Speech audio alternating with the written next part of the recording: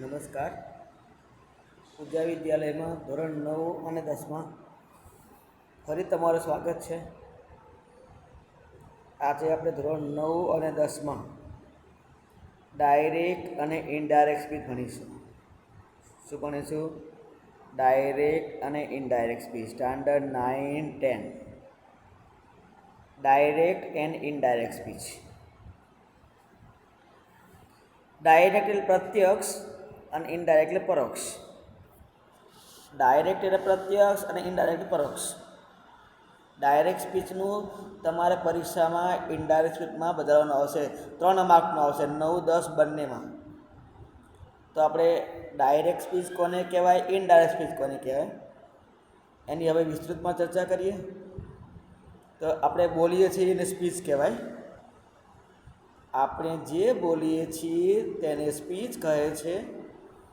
સ્પીચના 2 પ્રકાર છે, direct speech અને ઇનડાયરેક્ટ સ્પીચ. કેટલા પ્રકાર છે? ડાયરેક્ટ સ્પીચ અને ઇનડાયરેક્ટ સ્પીચ. હવે આપણા મનમાં પ્રશ્ન થાય કે ડાયરેક્ટ સ્પીચ કોને કહેવાય અને ઇનડાયરેક્ટ સ્પીચ કોને કહેવાય. આપણે ડાયરેક્ટ સ્પીચને શોર્ટમાં ડીએસ કહીશું. ગુજરાતીમાં પ્રત્યક્ષ કથન કહેવાય. ડાયરેક્ટ એટલે પ્રત્યક્ષ અને ઇનડાયરેક્ટ એટલે પરોક્ષ. હવે ડાયરેક્ટ સ્પીચ કોને કહેવાય? તો કોઈનું બોલેલું વાક્ય આપણે ફેરફાર કર્યા વિના બોલીએ તેને ડાયરેક્ટ સ્પીચ કહે છે. કોઈનું બોલેલું વાક્ય આપણે ફેરફાર કર્યા વિના બોલીએ એને ડાયરેક્ટ સ્પીચ કહેવાય. બરાબર? દાખલા તરીકે બે વ્યક્તિ વાતો કરતી હોય. બે વ્યક્તિ વાતો કરતી હોય, એ બે વ્યક્તિની વાતચીતને ડાયરેક્ટ સ્પીચ કહેવાય. એટલે આ બોલે એ સામે સાંભળે સવાય, એટલે બંનેનું વાક્ય ફેરફાર કર્યા વિના બોલાય ડાયરેક્ટ સ્પીચ કહેવાય. આ બંને વાતો કરતા હોય અને બંને ત્રીજી વ્યક્તિની વાતો કરતા હોય એને ઇનડાયરેક્ટ સ્પીચ કહેવાય. ફરીથી બે વ્યક્તિઓ સામે વાત કરતી હોય એટલે ફેરફાર કર્યા વિના આપણે બોલીએ વાક્ય ડાયરેક્ટ સ્પીચ કહેવાય. અને ક્રિયાપદ શબ્દો સર્વનામ બદલી બોલીએ એને ઇનડાયરેક્ટ સ્પીચ કહેવાય. બરાબર? જો 5 વાક્યો છે, તને 5 વાક્યો દેખાતા હશે. એ 5 વાક્યમાં સીડ ને સીડ છે. શું છે? સીડ ને સીડ છે. અવતરણ ચિહ્ન છે. આ અવતરણવાળા ડાયરેક્ટ વાક્ય, ડાયરેક્ટ સ્પીચ કહેવાય. અવતરણ ચિહ્નવાળા ડાયરેક્ટ સ્પીચ કહેવાય. સમજો બરાબર? ઓકે, યાદ રાખજો. ઇનડાયરેક્ટમાં અવતરણ ચિહ્ન નીકળી જાય. બરાબર? હવે બીજું આગળ ઇનડાયરેક્ટ સ્પીચ. ઇનડાયરેક્ટ સ્પીચને શોર્ટમાં આઈએસ કહેવાય. ડાયરેક્ટ સ્પીચને ડીએસ અને આઈએસ. પેલું પ્રત્યક્ષ કથન, આ પરોક્ષ કથન. 2 જણા ત્રીજાની વાત કરતા હોય એને ઇનડાયરેક્ટ સ્પીચ કહેવાય. આપણે એવું લખીશું, કોઈનું બોલેલું વાક્ય આપણે કાર્ડ શબ્દો અને સર્વનામ બદલીને બોલીએ. કાર્ડ શબ્દો કે સર્વનામ બદલીને બોલીને ઇનડાયરેક્ટ સ્પીચ કહેવાય. એટલે બોલીએ તો ડાયરેક્ટ સ્પીચ કહેવાય, અને બદલીને બોલે તો ઇનડાયરેક્ટ સ્પીચ કહેવાય. દાખલા તરીકે મહેશ અને રમેશ બંને મિત્રો છે. મહેશ અને રમેશ બંને મિત્રો છે. આ મહેશ અને રમેશ.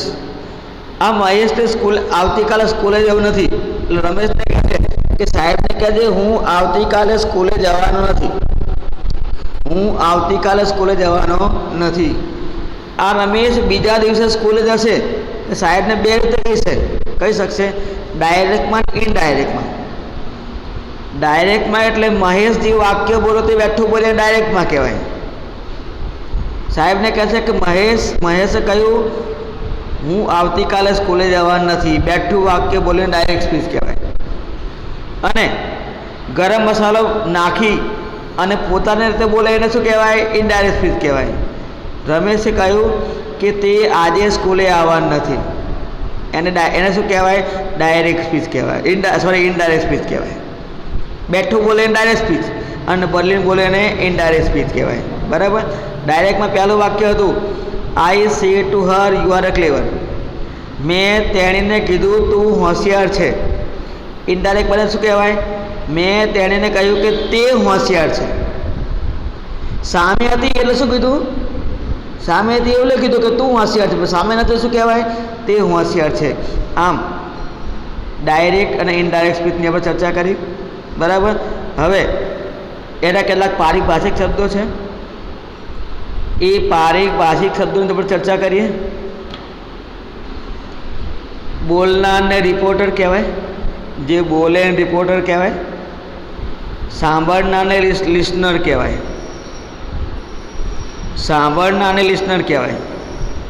અવતરણ ચિહ્નની બહારનું વાક્ય હોય એને રિપોર્ટિંગ વર્બ કહેવાય. એ આ આસ્કડ હર, સેડ, સેઝ, ટેલ હર, આસ્કડ અનિતા, આસ્કડ રીટા. એ અવતરણ ચિહ્નની એટલે ધેટની પહેલાંનું વાક્ય છે ને, અવતરણ ચિહ્નની બહારનું વાક્ય હોય એને રિપોર્ટિંગ વર્બ કહેવાય. શું કહેવાય? Reporting verb, RV. અને અવતરણ ચિહ્નની અંદરનું વાક્ય હોય ને રિપોર્ટેડ સ્પીચ, આરએસ કહેવાય. આરવી અને આરએસ. ફરીથી એકવાર તમે ડાયરેક્ટમાં સમજાવું. આમાં જો પહેલું વાક્ય છે એ I say to her, Mona says, Gita said, he said to her, Nita said to Rita. આ બધા છે એ આ બધાને આરવી કહેવાય. શું કહેવાય? RV, reporting verb. શું કહેવાય? આરવી કહેવાય, રિપોર્ટિંગ વર્બ. અવતરણ ચિહ્ન બહારનું વાક્ય શું કહેવાય? આરવી, રિપોર્ટિંગ વર્બ કહેવાય. બરાબર.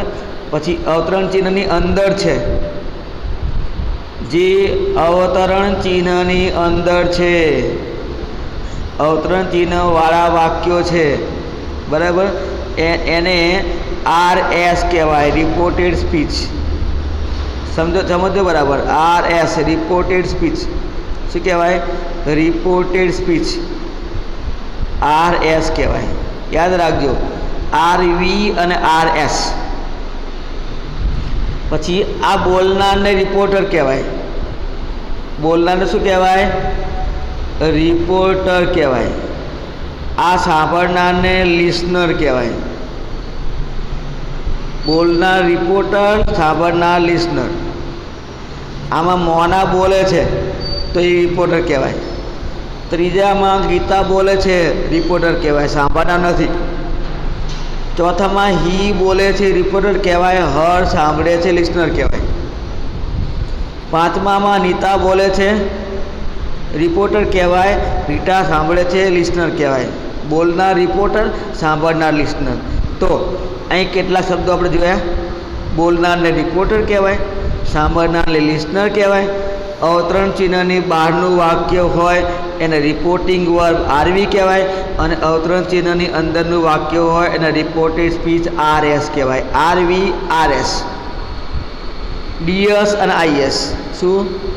ડીએસ અને આઈએસ. ડીએસ એટલે ડાયરેક્ટ સ્પીચ અને આઈએસ એટલે ઇનડાયરેક્ટ સ્પીચ. પછી આરવી એટલે રિપોર્ટિંગ વર્બ અને આરએસ એટલે રિપોર્ટેડ સ્પીચ. તો હવે આપણે ડીએસનું આઈએસમાં રૂપાંતર કરવાના નિયમો જોઈએ. ડીએસનું આઈએસમાં રૂપાંતર કરવા માટેના નિયમો જોઈએ. ડાયરેક્ટ સ્પીચનું ઇનડાયરેક્ટ સ્પીચમાં રૂપાંતર કરવા માટેના 13 નિયમો પહેલાં જોઈએ. પહેલો નિયમ છે અવતરણ ચિહ્નો દૂર કરવા. જે અવતરણ ચિહ્નો કરેલા હોય એ કાઢી નાખવાના. ઇનડાયરેક્ટ બનાવીએ એટલે અવતરણ ચિહ્ન નીકળી જાય. મેં તમને આગળ 5 વાક્યો બતાવ્યા, ડાયરેક્ટમાં અવતરણ ચિહ્ન હતા. ઇનડાયરેક્ટ બનાવો એટલે અવતરણ ચિહ્ન નીકળી જાય. બીજું, વિધાન વાક્યમાં સાંભળનાર હોય તો સેઝનું ટેલ્સ, સેઝ હોય તો ટેલ્સ, સેનું ટેલ અને સેડનું ટોલ્ડ કરવાનું. વિધાન વાક્ય હોય એટલે સાદું વાક્ય હોય અને સાંભળનાર હોય તો જ સેઝનું ટેલ્સ કરવાનું સીનું ટેલ કરવાનું, સેડનું ટૂલ. ટેલ, ટેલ્સ અને ટૂલ. બરાબર. ફરીથી ટેલ્સ, બરાબર. સેજને એસ લાગ્યો છે ને તો એને ટેલને એસ લગાવી દેવાનો. સેને એસ ના લાગ્યો હોય તો ટેલને એસ લગાવવાનો નહીં. અને સેનો શેર ભૂતકાળ છે ને તો સે ટેલનું ભૂતકાળ ટૂલ. સેજ, ટેલ અને ટૂલ તૈયાર કરતા રહે તો સામે જોડે જોડે બોલ પ્રમાણે. વિધાન વાક્યમાં આરવી અને આરએસની વચ્ચે, વિધાન વાક્યમાં આરવી અને આરએસની વચ્ચે એટલે અવતરણ ચિહ્નની બહાર અને અવતરણ ચિહ્નની અંદરની વચ્ચે, બરાબર, ડેટ સંયોજક મૂકવાનું, ડેટ મૂકવાનું.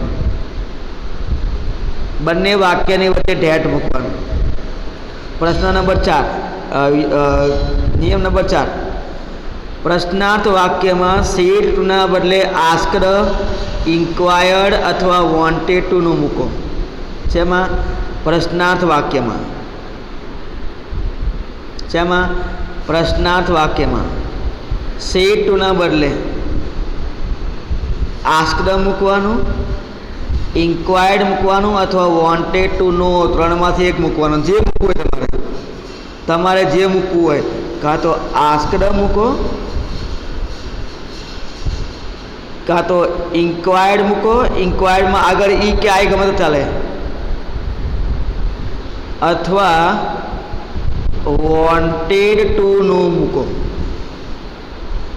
કાં તો આસ્કડ મૂકવાનું, કાં તો ઇન્ક્વાયર્ડ મૂકવાનું, કાં તો વોન્ટેડ ટુનું. આપણે આસ્કડ મૂકવાનું, પણ યાદ તો નહીં રાખવાનું. કોઈ એક વખત ખાલી જગ્યાએ પૂછી લે. નિયમ નંબર 5.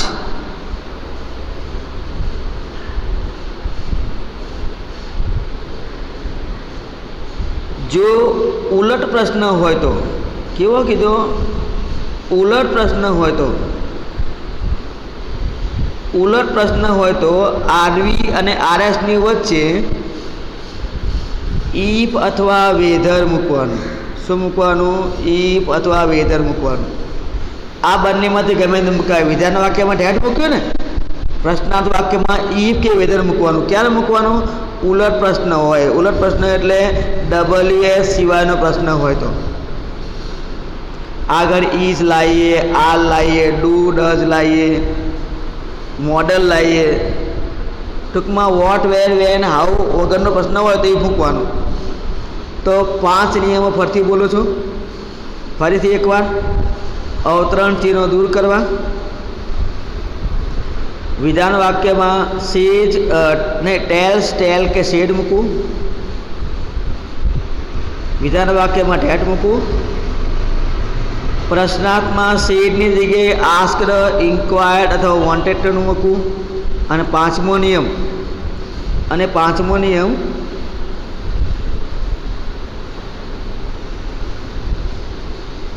ઉલટ પ્રશ્ન હોય તો આરવી અને આરએસની વચ્ચે સંયોજક ઇફ મૂકવું.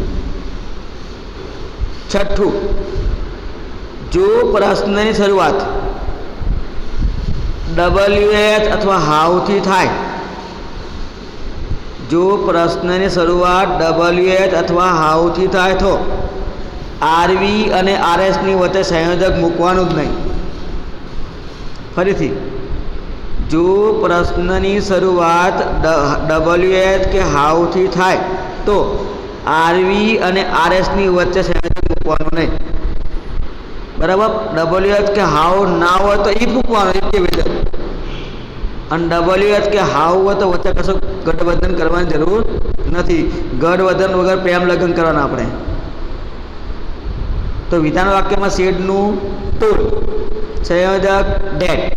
પ્રશ્નમાં આસ્કડ ઇફ, WH ના હોય તો. અને WHમાં ખાલી આસ્કડ મૂકવાનું નહીં.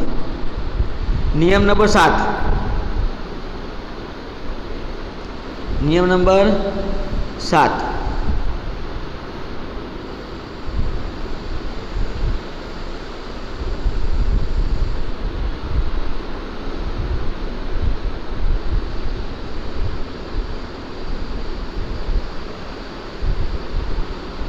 નિયમ નંબર 7 આયા આપણે. પ્રશ્નાર્થ વાક્યનું વિધાન વાક્યમાં રૂપાંતર કરવું. પ્રશ્નાર્થ વાક્યને વિધાન વાક્ય બરાબર એના પ્રશ્નાર્થને કાઢી નાખવાના. 8મું, જો બોલવાને સાથે જવાનું હોય તો, એટલે કે જવાના અર્થમાં હોય તો કમનું ગો કરવાનું. શું કરવાનું? કમનું ગો ક્યારે કરવાનું? જવાના અર્થમાં હોય ત્યારે. આપણે કોઈકને કે જા પહેલાં અમને અહીં બોલાય, તમે ત્યાં શું કહેવાના? તમે ત્યાં જાઓ. કીધું હોય અહીં આવો, પણ ત્યાં શું કહેવાનું? ત્યાં જાઓ. તો જવાના અર્થમાં હોય તો કમનું ગો કરવાનું. 9મું, વિધાન વાક્યમાં ડુ ડઝનું ડીડ થાય. વિધાન વાક્યમાં ડુ ડઝનું ડીડ થાય, પણ પ્રશ્નાર્થ વાક્યમાં ડુ ડઝનું ડીડ નહીં કરવાનું. ડુ ડઝ કાઢીને વીટું કરી દેવાનું. શું કરી દેવાનું? ડુ ડઝ કાઢીને વીટું કરી દેવાનું. જો સરાના સત્ય કે કહેવત હોય તો એમાં કોઈ ફેરફાર કરવાનો નહીં. વાક્ય હોય તો અર્થ ઇઝ રાઉન્ડ, મેં તમને લખાયેલું નિયમ કે ઇઝનું વોચ કર્યું, પણ અહીં અર્થ ઇઝ રાઉન્ડ, પૃથ્વી ગોળ છે, એ સનાતન સત્ય વાક્ય છે. તમારે ઇઝનું વોચ નહીં કરવાનો, હતી નહીં કરવાનું. પૃથ્વી ગોળ જ છે એટલે ગોળ જ રહેવું જોઈએ. તો કહેવત કે સનાતન સત્યમાં કોઈ ફેરફાર કરવાનો નથી. બરાબર? યાદ રાખજો. 11મો નિયમ, નિયમ નંબર 11, જો આરવીમાં શેડ હોય, શે કે સેજ નહીં, એટલે આરવીમાં આગળ ભૂતકાળ હોય, આરવીમાં ભૂતકાળ હોય તો જ કાળ, શબ્દો અને સર્વનામ ત્રણેય બદલવાના. મુખ્ય 3 ફેરફાર છે: કાળ, શબ્દ અને સર્વનામ. ત્રણે બદલવાના આવશે, પણ શેડ હોય તો 3 બદલવાના. આગળ શેષ કે શે હોય તો માત્ર સર્વનામ જ બદલવાના, કાળ કે શબ્દ બદલવાના નહીં. 12મો નિયમ, મેં તમને લખાયેલો છે V1 નું V2, V1 નું V2, V1 નું V2 વારંવાર કહીશ. પણ વાક્યમાં મોડેલ ઓક્ઝિલરી હોય, will, shall, would, can, could, may, might, should, must, do, does, did અને ટુ જોડે હંમેશા V1 આવે. એમાં ભૂતકાળની જોડે ભૂતકાળ નહીં કરવાનો. Will, shall, would, can, could, may, might, should, must, do, does, did અને ટુ સાથે હંમેશા V1 આવે. મેં કીધું હોય કે V1 નું V2 કરું તો આ બધામાં ની જોડે V1 જ રાખવાનું, V2 કરવાનું નહીં. 13મું, મુખ્ય 3 ફેરફાર કરવા: કાર્ડનો ફેરફાર એટલે ક્રિયાપદ બદલવાના, સર્વનામ બદલવાના અને શબ્દો બદલવાના. ક્રિયાપદ, સર્વનામ અને શબ્દો એમ 3 ફેરફાર કરવાના. ફરીથી 3 જનરલ નિયમ શીખવાડજો મેં તમને. પહેલો નિયમ એવો હતો કે અવતરણ ચિહ્ન દૂર કરવા. બીજો નિયમ, વિધાન વાક્યમાં સામાન્ય હોય તો સેજનું ટેલ્સ, શેનું ટેલ, શેડનું ટોલ. ત્રીજું, વિધાન વાક્યમાં આરવી અને આરએસની વચ્ચે ડેટ મૂકવાનું. ચોથું, પ્રશ્નાર્થ વાક્યમાં શેડના બદલે આસ્કડ, ઇન્ક્વાયર્ડ કે વોન્ટેડનું મૂકવું. 5મું, જો WH ક્વેશ્ચન ના હોય તો આરવી આરએસની વચ્ચે ઇફ કે વેધર મૂકવું.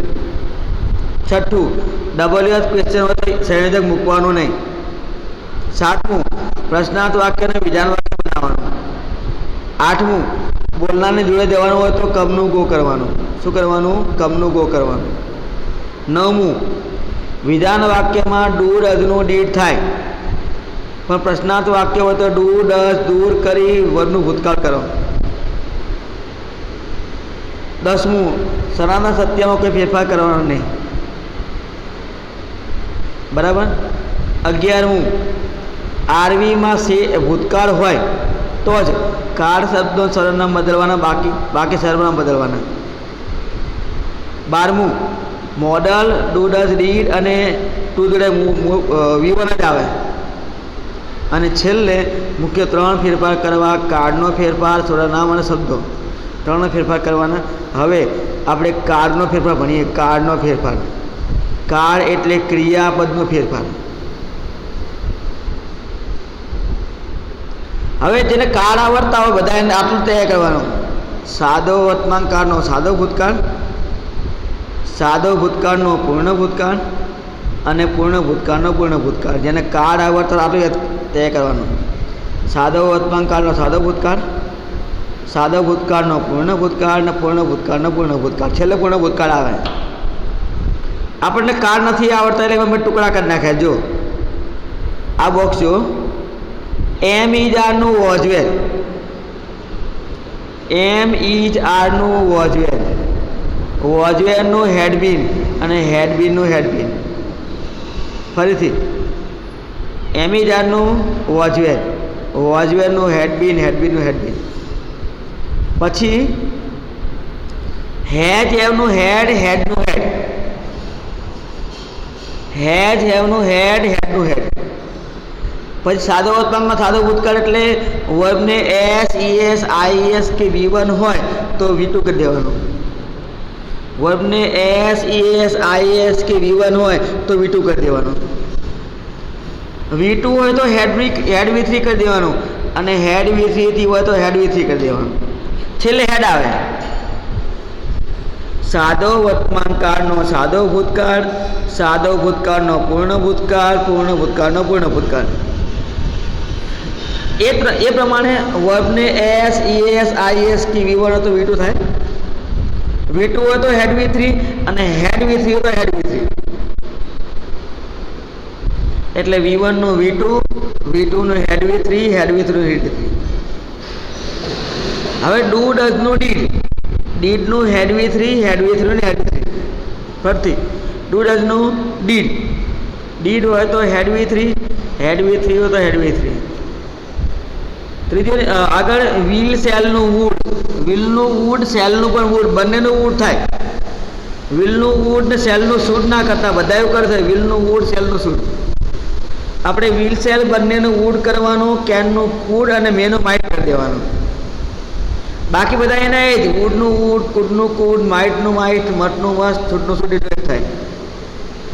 ફરીથી એકવાર સાદો વર્તમાન કાળનો સાદો ભૂતકાળ, સાદો ભૂતકાળનો પૂર્ણ ભૂતકાળ, પૂર્ણ ભૂતકાળનો પૂર્ણ ભૂતકાળ. પછી એમિજારનું વોઝવેલ, વોઝવેલનું હેડબીન, હેડબીનનું હેડબીન. ત્રીજું હેડ હેવ તો હેડ, હેડનું હેડ. એના પછી જો યાદ રાખજો, મેં તમને શું કીધું, સાદો વર્તમાન કાળ એટલે વર્બને એસ, ઈએસ, આઈએસ, વર્બને એસ, ઈએસ, આઈએસ એ હોય તો V2 કરી દેવાનું. V2 હોય તો હેડ V3 કરી દેવાનું, હેડ V3 નું હેડ V3 કરી દેવાનું. Do ડઝનું did, ડીડનું head V3, head V3 નું હેડ V3. પછી વિલ સેલનું વુડ, કેનનું કુડ, મેનું માઇટ. આની ચર્ચા થઈ ગઈ બધાની, ફરીથી એકવાર થઈ ગઈ. હવે આગળ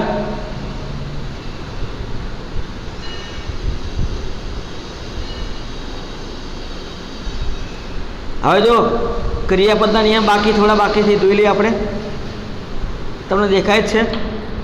વુડનું વુડ, કુડ હોય તો કુડ, માઇટનું માઇટ, આ બધા એમને એમ રાખવાના. શૂડનું શૂડ અને મસ્ટનું મસ્ટ બધા એમને એમ રાખવાના છે. તો ક્રિયાપદનો ફેરફાર ખબર પડી નહીં. હવે ધ્યાન રાખજો, ચેન્જ ઓફ વર્ડ્સ, શબ્દોનો ફેરફાર. શબ્દો કઈ રીતે બદલવાના, શબ્દો કેવી રીતે બદલવાના એની આપણે વાત કરીએ.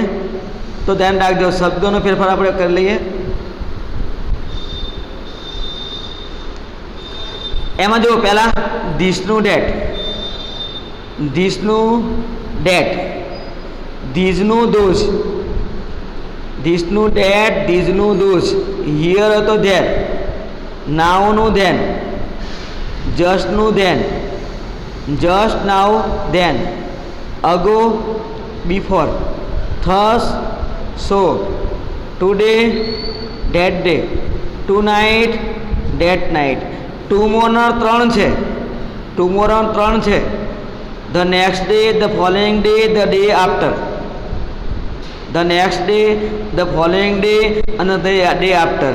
ફરીથી એકવાર જોઈ લઈએ, ધ્યાન રાખજો. ફરીથી એકવાર, ધીસ હોય તો ડેટ, ધીઝનું ધોઝ, હિયરનું there, now then, just then, just now then, ago before, thus so, today that day, tonight that night.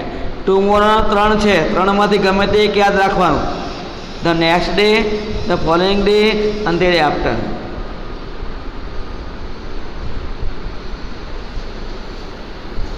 બરાબર છે. હવે ધ્યાન રાખજો. આગળ યસ્ટરડે, યસ્ટરડેનું the previous day, the day before. ટુમોરોનું શું આવે? The next day, the following day, the day after. Yesterday, the previous day, the day before. Next વીકનું the following week. Next month the following month. Next Sunday the following Sunday. Following બોલવાનો, following નહીં, one બોલવાનો. Follow double silent છે. Last week the previous week. Last month the previous month. Last year the previous year. Last Monday the previous Monday. યાદ રાખજો, બધા શબ્દો યાદ રાખવાના તમારે. બરાબર. હવે આ શબ્દોનો ફેરફાર પૂરો થઈ ગયો. એના પછી આપણે હવે ચર્ચા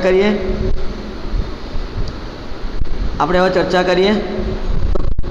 સર્વનામ. સર્વનામનો ફેરફાર. શેનો? સર્વનામ. બરાબર. સર્વનામ કોને કહેવાય? એને ઇંગ્લિશમાં પ્રોનાઉન કહેવાય. શું કહેવાય? પ્રોનાઉન. જે નામના બદલે વપરાય એને સર્વનામ કહેવાય. જે નામના બદલે વપરાય એને સર્વનામ કહેવાય. કોના બદલે? નામના બદલે.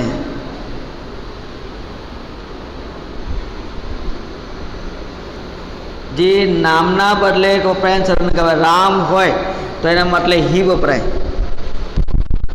સીતા હોય તો સી વપરાય. કાઉ હોય તો ઈટ વપરાય. છોકરાઓ હોય તો ધે વપરાય. હી, સી, ધે. ઇંગ્લિશમાં એને પ્રોનાઉન કહેવાય. નાઉન એટલે નામ અને પ્રોનાઉન સર્વનામ. જે નામના બદલે વપરાય સર્વનામ કહેવાય. એ સર્વનામનો 3 પુરુષ છે. એ આ પ્રથમ પુરુષ છે, આ બીજો પુરુષ છે. પ્રથમ પુરુષ, બીજો પુરુષ, ત્રીજો પુરુષ. 3 પુરુષ છે. હું અને અમે એ પહેલો પુરુષ કહેવાય. શું? હું અને અમે એ પહેલો પુરુષ કહેવાય. તું અને તમે એ ત્રીજો પુરુષ કહેવાય. સામાન્ય વ્યક્તિ બીજો પુરુષ કહેવાય. આપણે પહેલો પુરુષ કહેવાય. સામાન્ય વ્યક્તિ બીજી પુરુષ કહેવાય. જે આપણે સાજા નથી એ ત્રીજો પુરુષ કહેવાય. હવે આ ટેબલ તમારે ગુજરાતી સાથે તૈયાર કરવાના છે. દાખલા તરીકે જો પહેલું છે, જોજો બરાબર. આઈ, મી, માય, માઇન, માયસેલ્ફ. હું, મને, મારું, મારી જાતે. બરાબર. હું, મને, મારું, મારી જાતે. બીજું બહુવચનમાં વી, અસ, અવર, અવર્સ, અવરસેલ્વ્સ. વી એટલે અમે, અમને, અમારું, અમારી જાતે. બીજો પહેલો પુરુષ છે. આઈ પહેલો પુરુષ છે, એક વચન. આઈ પહેલો પુરુષ એક વચન છે અને વી બીજો પહેલો પુરુષ બહુવચન છે. તો આ કોષ્ટક છે, ટેબલ તમારે ગુજરાતી સાથે તૈયાર કરવાના છે. બરાબર. બીજો પુરુષ જો, બીજા પુરુષમાં તું આવે. તું સામાન્ય વ્યક્તિ. બીજા પુરુષમાં શું આવે? You, your, yours, yourself. બહુવચનમાં પણ યુ, યોર, યોર્સ, યોરસેલ્ફ. એનું ગુજરાતી કરીએ તો યુ એટલે એક વચનમાં તું, બહુવચનમાં તમે. પછી કર્મ તરીકે આગળ કરતા સબ્જેક્ટ છે, પછી ઓબ્જેક્ટ છે. ઓબ્જેક્ટ તરીકે યુ તને, યુ તમને. ત્રીજું